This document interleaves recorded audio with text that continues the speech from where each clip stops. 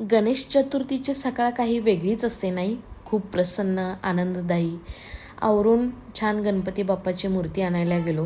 जाताना जास्वंदीचं फूल दिसलं. गणपती बाप्पाचा आशीर्वाद भेटल्यासारखं वाटलं. बाप्पाची छान सुंदरशी सुबकशी मूर्ती सिलेक्ट केली. घरी आलो. ज्या दिवशी भारतीय सण असतात त्या दिवशी विदेशी क्लायंटला फार ऊत येतो.